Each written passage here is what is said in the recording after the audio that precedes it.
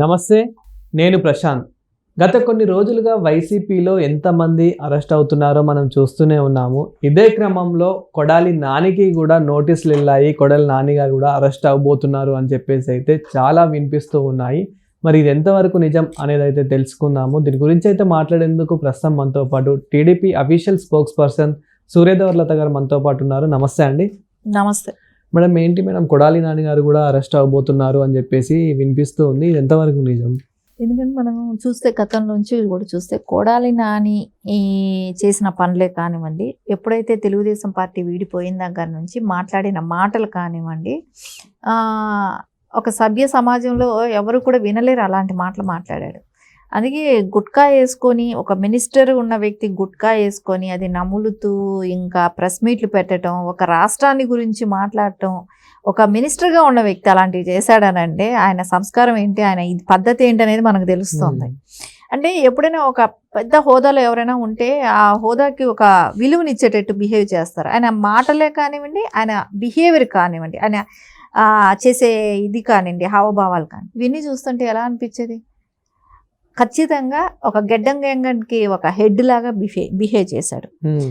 ఒక రౌడీ లాగానే బిహేవ్ చేశాడు ఆయన మినిస్టర్గా ఉన్నా కూడా.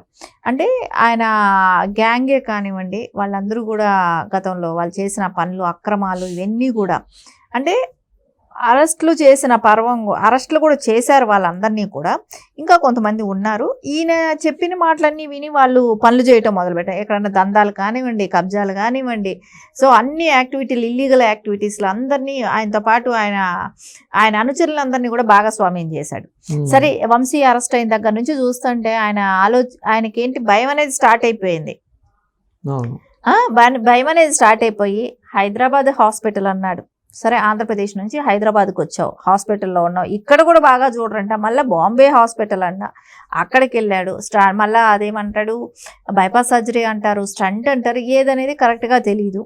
సో అది ఆయనకే వదిలేసేయాలి. ఏది అంటే చాలా రోజుల వరకు ఈ బైపాస్ సర్జరీ చేసే వాళ్ళు హైదరాబాద్లో లేరా? ఎందుకు ఇక్కడ నుంచి మళ్ళీ బాంబే వరకు వెళ్ళటం? సో అక్కడ వరకు వెళ్ళి మళ్ళీ తర్వాత ఇప్పుడు హైదరాబాద్కి వచ్చారు. ఇప్పుడు బాగానే ఉన్నాడు పర్సన్. ఇప్పుడు ఇంకేం చెప్తారు? ఒక స్టంట్ వేయాలన్నా, బైపాస్ సర్జరీకైనా హైదరాబాద్లో డాక్టర్లు లేరా? సో అక్కడ వరకు వెళ్ళాడు. తర్వాత ఇక్కడికి వచ్చాడు. వచ్చిన తర్వాత మళ్ళీ ఇప్పుడు బాగున్న టైంలో కూడా హైదరాబాద్కే పరిమితం అయ్యాడు. సో ఇప్పటికైనా కేసులకి కోఆపరేట్ చేయొచ్చు కదా. సో ఇప్పుడు కూడా చేయడానికి వీల్లేదు. ఈయన ఒక్కళ్ళైనా ఇప్పుడు హార్ట్కి ఏదైనా ప్రాబ్లం అని అంటే సరే, ఉన్న టైం ఓకే, దానికత అంటే అక్కడ వరకు ట్రీట్మెంట్ వరకు ఓకే. కానీ వీళ్ళు గతంలో రఘురామకృష్ణంరాజు గారు కూడా బైపాస్ సర్జరీ చేసుకున్న వ్యక్తిని కొట్టడం, ఆయన మీద కాళ్ళుతో తొక్కటం, అంటే ఏదైనా ఏదైనా గుండె సంబంధించిన వ్యాధి ఉన్నప్పుడు దాని మీద మనం ప్రెషర్ ఇస్తే చనిపోతారనేది ఎవరికైనా తెలిసిన విషయమే. అలాంటి పరిస్థితిలో కూడా ఆయన తొక్కటం, ఆయన మీద అంటే ఆయన హార్ట్ అటాక్ రావాలి, అంత స్పాట్ అట్లా చనిపోయారనుకోండి, అది పబ్లిక్గా తెలియదు కదా. అదేముంది, ఆయనకు హార్ట్ అటాక్ వచ్చి చనిపోయింది అనుకుంటారు, వీళ్ళు కొట్టి హింసించి చనిపోయారని అనుకోరు అనే ఆలోచనతో ఆయన్ని చంపాలనే ప్రయత్నమే కానివ్వండి. అదేలాగా అచ్చెన్నాయుడు గారిని కూడా హాస్పిటల్ నుంచి డిశ్చార్జ్ అయిన వెంటనే ఆయన్ని అరెస్ట్ చేసి ఒక రోజంతా తిప్పటం కానివ్వండి, గుంతలు గతుకులు రోడ్లలో. ఇంకా మనం నారా చంద్రబాబు నాయుడు గారు అరెస్ట్ టైంలో చూసాం. ఇవన్నీ అప్పుడు వాళ్ళకి గుర్తు రాలేదా?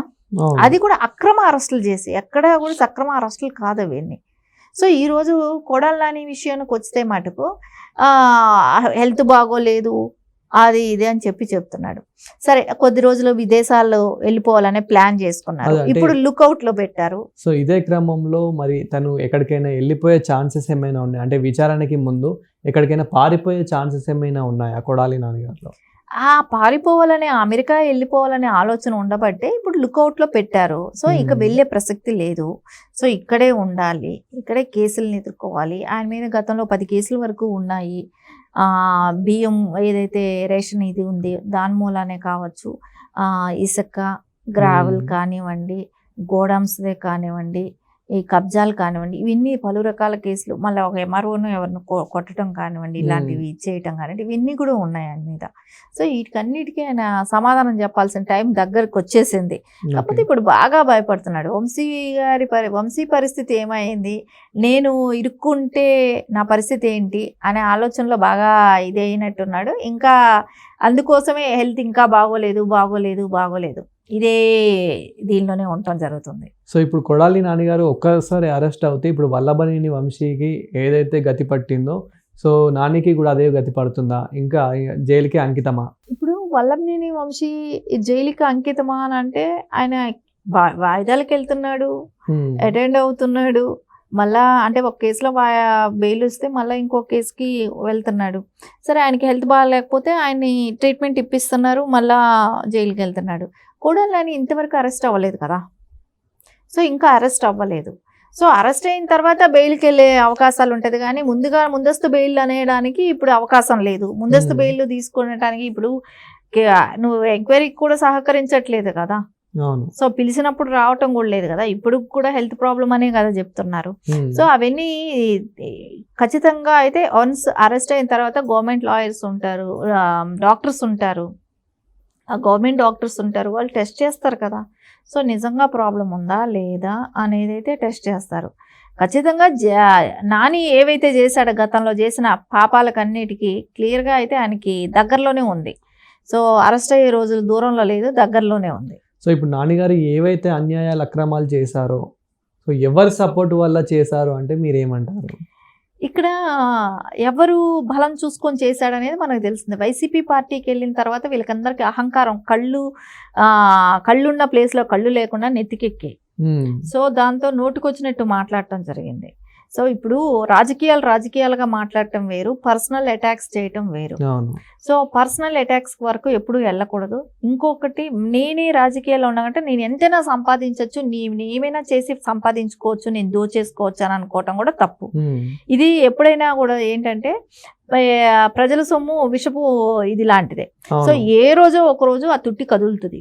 సో కదిలినప్పుడు దానిలో వాళ్ళే కూరుకుపోతారు. సో ఈ రోజున ఏదైతే ఈ అక్రమాలు, ఈ దందాలు ఇవన్నీ చేశారో అవన్నీ బయట ఆటోమేటిక్గా వచ్చేస్తాయి.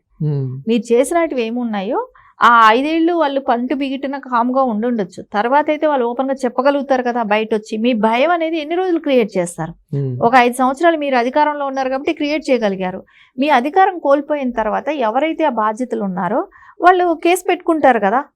సో వాళ్ళకి న్యాయం చేయాల్సిన బాధ్యత ఉంటుంది కదా. గతంలో కేసు పెట్టున్నా అది పెండింగ్లో ఉందనుకోండి, సో అప్పుడు వాళ్ళకి అవకాశం ఉండదు.